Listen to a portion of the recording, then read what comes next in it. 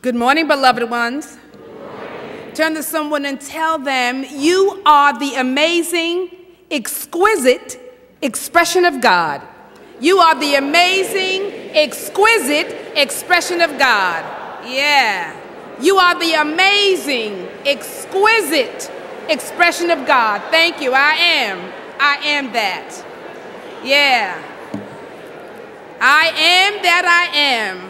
I am the amazing, exquisite expression of God. Yes. Do you believe that? Yes, yes, yes. And you can see it, from here, I look out and I see that. I say, oh, God, this is amazing. This is your divine expression and manifestation coming through the essence and the faces of all these beautiful souls. It's wonderful. And so sometimes we need to see it and we need to name it and claim it and express it. So I see that you all are the amazing, exquisite expression of God. Yes. Well, folks, this is it. Welcome to the first Sunday of the new year. This is the first Sunday of the new year.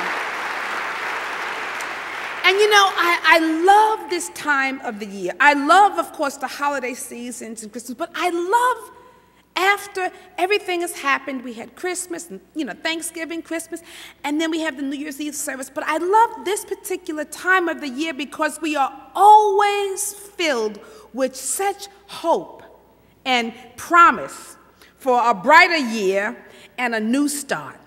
Everybody's saying, whoo, this is going to be the year, right? We're always excited about the beginning of a new year. Now, it's been said that how you begin your new year is how you will end it. And I say not necessarily so. Unless you make a conscious and concerted effort to move consistently in the direction of your dreams and your desires and your hopes and your wishes and your goals all year long. All year long, not just at the beginning of the first week or maybe the first month. Some of us last a month. Those of us really to last a month is really good. But the key words with that can happen. You can end your year the way you begin it, but the key words are consciously, concerted, and consistently. You've got to make a conscious effort. You've got to bring your full awareness, your consciousness into whatever it is that you're doing, not just today, but every day. You have to make that concerted effort. You have to be consistent in it. Because sometimes it's not just the consciousness and the concerted, but it's the consistency. It's doing it every day. It's like we go to the gym, right? But and it doesn't matter if you can only lift 5 pounds. But if you are consistent, that 5 pounds will automatically increase to 10, 15, 20, 25. It's the consistency that builds muscle. It's the consistency that builds strength. It's the consistency that builds your character and enables you to achieve what you want to achieve. Not just the desire, because I have lots of desires.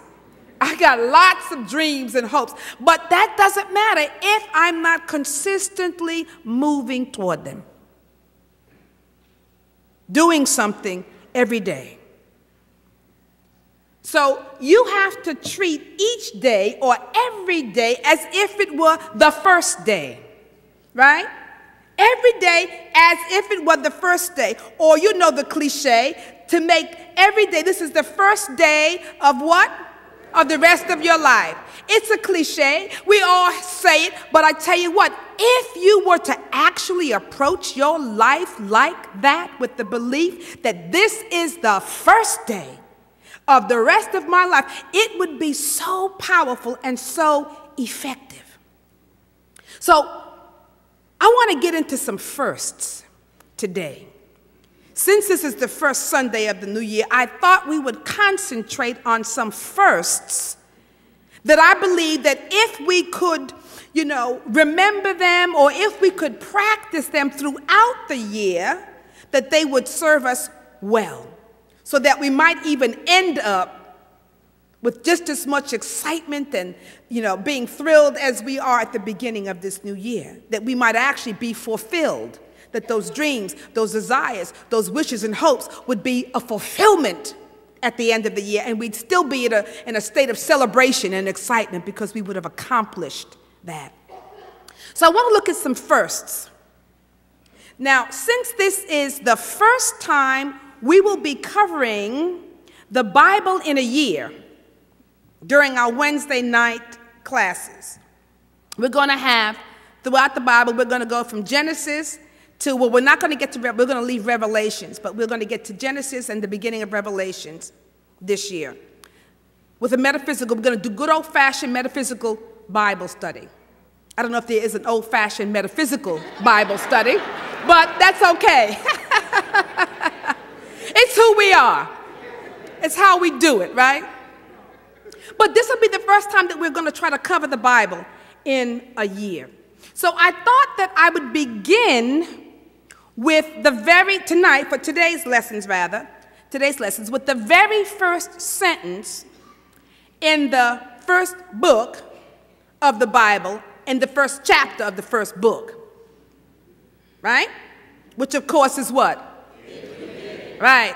So the book, well, I was asking what the book was. Okay, but y'all got it. The first book is what? Genesis. And Genesis, of course, as we know, means the origin or how something comes into being. It's the beginning, right? So, which is an aptly named for the book of Genesis. But the first sentence does indeed say, in the beginning, God created the heavens and the earth. Now, I want you to take note that it says, in the beginning, God created what? The heavens, not heaven, the heavens and the earth. Now, I'm not going to go into what that means today. You'll have to come to the class to kind of get into the metaphysics of that.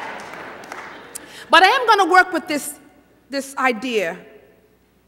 In the beginning, God created the heavens and the earth. And that gives us a clue as to how we are going to work with, or should, or desire to work with our life. In the beginning, God. And we know God created the heavens and earth. So that tells us that why not, if you want to really have a fabulous ending, you've got to have a strong beginning. So why not make a commitment to put God first in all that you do? That's going to be one of your first commitments. We're not making resolutions. We're making commitments and declarations, right? So why not make that commitment to put God first? In the beginning, God created the heavens and the earth. But in the beginning, God, in all that you do, all that you think, all that you say.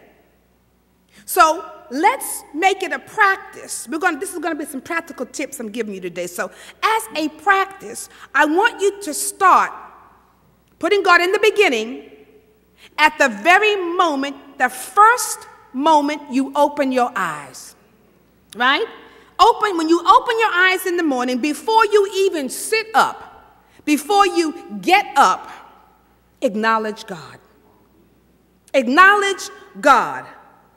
Now, Proverbs 3:6 says, in all thy ways acknowledge him, and he shall direct thy paths. I love that. In all thy ways acknowledge him. Now notice it says acknowledge him. It doesn't say to give God a quick wink and a nod. Because sometimes, right, we get a little lazy. We say to somebody, hey. I got you. I mean, if we're really cute, we may go, I got you. Mm-hmm. We can't even take time to say hello, how are you, hey. So we're not talking about giving a God a hey, how you doing? We're not talking about that. We're actually talking about acknowledging God. Now, listen to what acknowledge is according to the first great metaphysician, Daniel Webster. And we laugh, but Daniel Webster was a metaphysician. He understood the deeper meanings of a word, right? And so this is what he says about acknowledge. First, one, that acknowledge means to recognize the rights, authority, or status of something. 2, it is to acknowledge is to own or admit knowledge of or agreement with something. So to acknowledge is to own or to admit knowledge of or agreement with. Third definition is for acknowledge is to express gratitude or obligation for.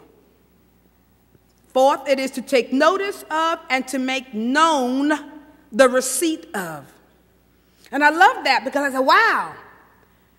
In all thy ways acknowledge him means that you must first begin by giving God his propers.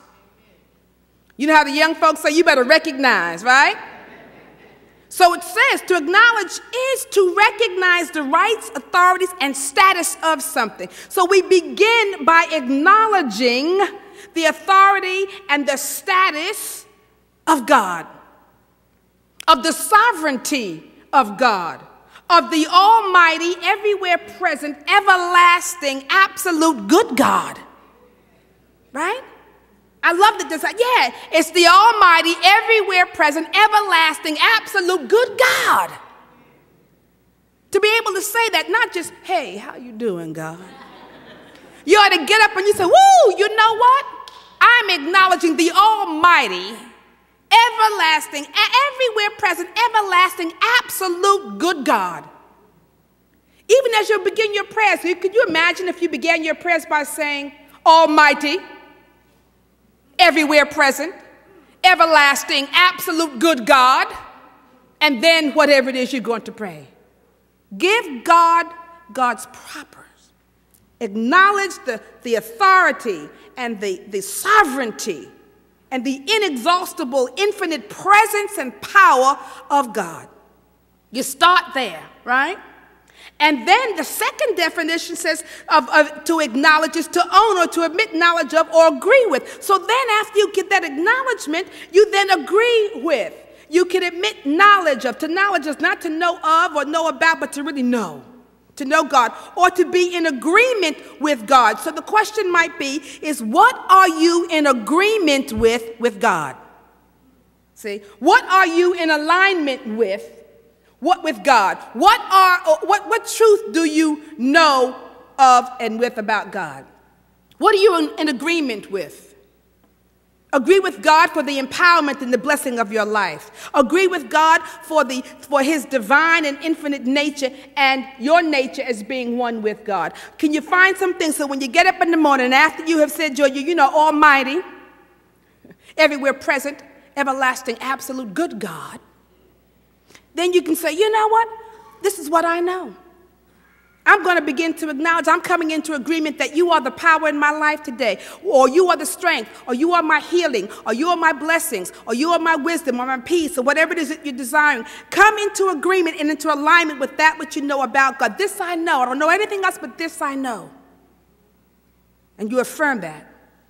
See, what truth do you own? Because it says that you got to own it. To acknowledge is to own the knowledge of. So what truth do you own? Can you, and whatever it is, you need to acknowledge it, to confess it, to claim it, to declare it, to affirm it, to speak it. And it doesn't have to be all the spiritual principles. You don't have, even if you only know one. I don't care, then acknowledge it, affirm it, claim it, declare it. What do you own? Which means not what you'd like to own, not what you say when I say, how you doing? Oh, I'm divinely blessed and inspired. Which is fine, but you better own that. So acknowledge whatever it is that you own. And you're doing all of this, yes, early in the morning before you even sit up and get out of bed. You are doing this. And then it says to acknowledge, the third definition is to express gratitude or obligation of and for. So then begin to express your gratitude. To acknowledge is to express the gratitude. To allow yourself to feel grateful, to feel grateful, full of greatness, full of godness. When you get up in the morning, wow, I'm so grateful. I'm so full of the absolute greatness of God. I'm full of godness. Oh, thank you, God. Feel that energy all before you step out of bed. See, all too often, friends, we jump up and we jump right into our day. Right into our day, and usually with a laundry list of things that we have to do, right? I mean, sometimes it happens to me. I open up my eyes, and all of a sudden, I got to go call this one, I got to do this. And I start making a laundry list of all the stuff that I have to do. So I'm so tired before I even get out of the bed. I'm overwhelmed before I even start my day. Why not allow God to order your day? Why not allow God to order your steps and to lead you in the path or the way that you should go? And that can happen and will happen when you practice acknowledging God. Not just a quick wink and a nod, but to acknowledge Him. That could also be as simple as taking time to fill yourself with the presence. Just fill yourself consciously with the presence, to feel that state of oneness, to feel a state of wholeness, to feel peace within you. It might be making that conscious contact, that conscious connection, laying there and make a conscious connection and feel that conscious oneness that happens, or feel that consistent connection. Just through your breathing and your being and being aware of and honoring it and filling yourself with the Spirit and resting in that. See, what is important here, friends, is that you develop the habit of putting God first in your mind and in your heart. Each day, every day. In all of thy ways, acknowledge Him, and He will direct your path. Now, as you begin to allow God to direct your path, because we have to allow, because sometimes we get up and we're so bent on going this way, because these are the things that are on my list, and God is saying, yeah, but today I have something over here for you, and we can't allow. So we have to begin to allow God. Now, as you begin this process of really allowing God to direct your path, you have to begin to trust that not only are your steps ordered and being ordered, but that there is an order, a divine order to all of your activities and all of your affairs, the affairs of your life, that there's an order to what is taking place in your life and in the direction of your life. You've got to begin to trust that things are in divine order. Charles Fillmore, who's the co-founder of Unity, said this. He said that order is the first law of the universe. He says there could be no universe unless its various parts were kept in perfect order. Right? Think about it. Order is the first law of the universe because everything is kept in its proper place by divine order. In the beginning, God created the heavens and the earth. And that means that everything was put in place first. The sun, the moon, the stars, the firmaments, the oceans, the creepy crawly things, the plants, the trees. Everything was put in order first and created first. And then humankind was created. And then mankind was created. And think about it, because sometimes, in our egotistical ways, we just like to think that we're the biggest, baddest thing, that we're always first. Well, the creepy crawly things came before you did. The plants and the trees and the sun and the moon came before you did. Doesn't mean that we're not important, because we are in the overall scheme of things. We're created just a little bit lower than the angels. But we have to understand that there's an order to life. And that things were put into place so that life could unfold, so that our lives could unfold, and that we could be sustained in life. We needed to have the rivers and the oceans. We needed to have the trees and the plants for food. All that was put into place so that our lives could be sustained. There's an order to life. So why not, as a first activity, why not, we may want to look at our lives and see if you can glean what things need to be put in order. What needs to be ordered in your life? All right? So sometimes, it's like you begin with the end. If you were to leave here, is everything in order? When you leave your house in the morning, sometimes I say, Lord, if anybody came up in my bedroom, they be saying, woo! That's why I tell my friends, don't let nobody come upstairs. Just let the coroner come and get my body if I'm up there. But don't let anybody else come up there and see my bedroom.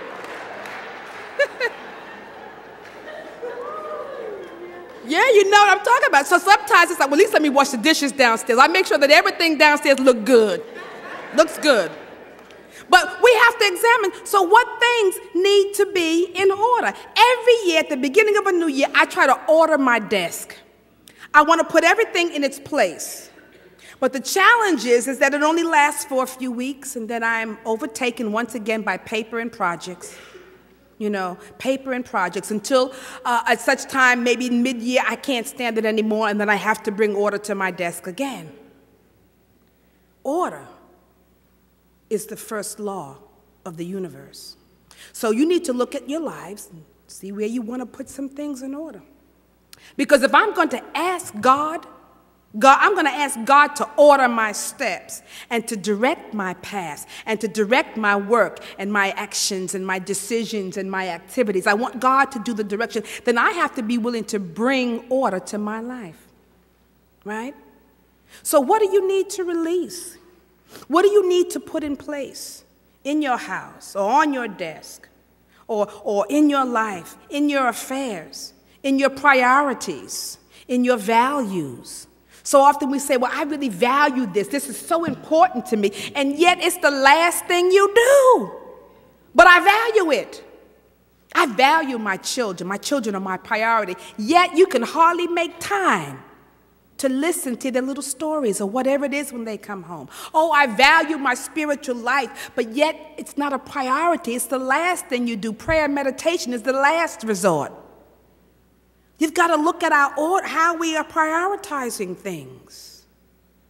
So this year, make a commitment to practicing the first law of the universe, which is divine order, and then knowing that everything is truly in divine order, and then trusting the process. If you're going to ask God, to order your steps and to do the thing, you've got to trust the process. You have to trust the guidance that comes your way. You have to trust that what the direction that you're given is for you.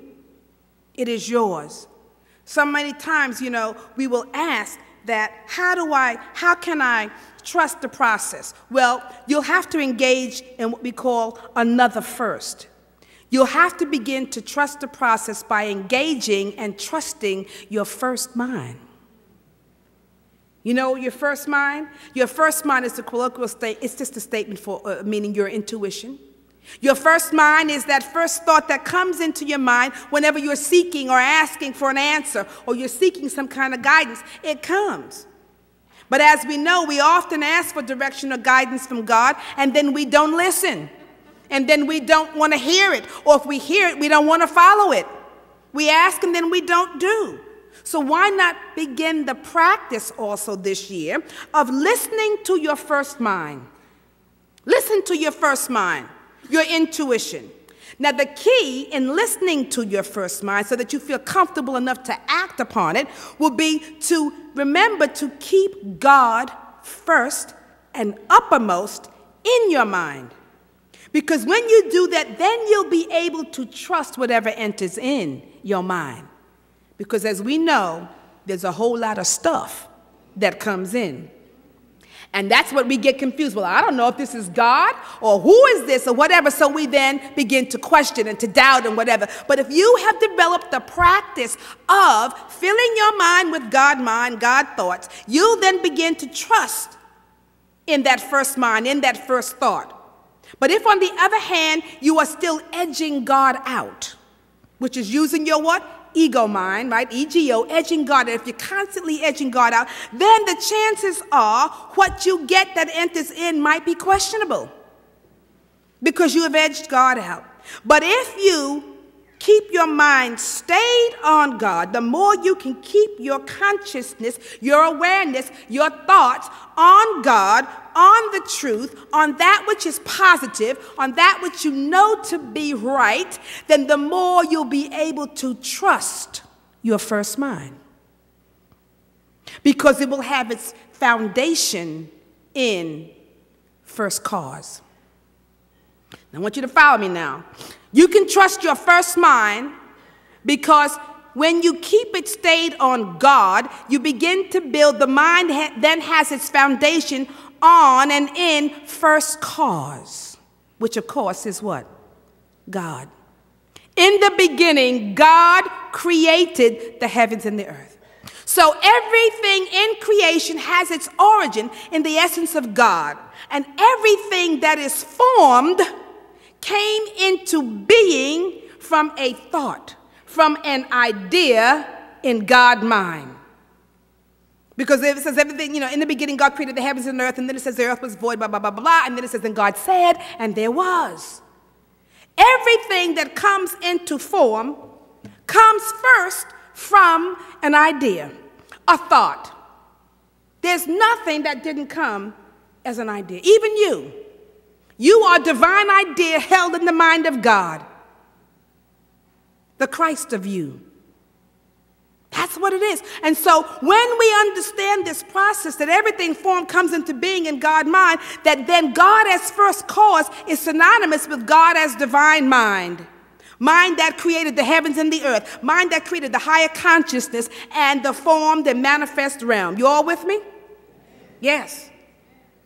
So the first mind that you want to hook to is God mind, first cause, divine mind.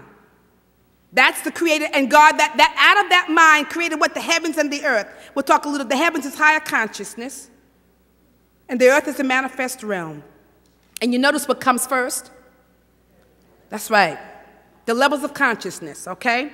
Not just this place up in the sky, but the higher levels, the heavens of earth. So as we begin this new year, then we've got to remind ourselves that as we do so, let us remember that through the law of mind in action, which is thoughts held in mind, produce after the kind, or through this creative process of holding a thought, of speaking a word, all this is the creative process, or a first cause. The first cause is a divine thought, that through these things, law of mind action, creative process, first cause, or whatever, we then bring forth things into our world from the thoughts that we hold in consciousness. It's a simple, basic law that we all know. The plain and simple truth is that I'm saying be mindful of what you are holding in consciousness, because it will grow into your life. It will manifest. It will show up. So all in all, you want to practice all the firsts, even the first fruit.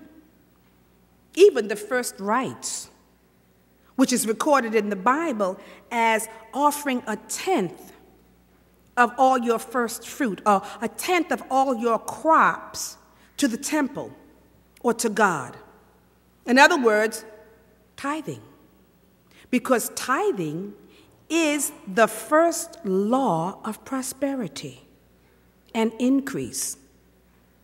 We might not like it, we might not want to hear it, but and everything that comes under law manifests. When you work it, it works. So even practicing all these different firsts, divine order, God mind, first mind, all these things, you also ought to practice first fruits, first rites, tithing, the first law of prosperity and your increase. So not only does tithing then bless you abundantly as you begin to practice it, but it actually helps you to keep God first, to put God first, and to keep God first. Because, the one thing we are attached to and love, honey, is our money. We're going to guard that. It's precious. But if you recognize the first cause, the source of your precious money is God, and you acknowledge that that is God, then you put that first, you put that energy, that essence first, you give out of that abundance, that thought, that consciousness of the fulfillment and the expanse and of God and the infinite expression of God, then out of that you build your increase in your life. You give and it will be given unto you. That's just the law of increase. So even with all the first, you got to practice the first law of giving and receiving, which is to tithe. So you have enough first. There are many more, but you have enough first right now, friends, that if you were to remember them throughout the year, this year, you will definitely end the year as you began it. You'll end the year with the manifestation of a year filled with blessings and the infinite presence and goodness of God. But it's up to you. So I say, let every day be a first. Blessings. Blessings. Namaste.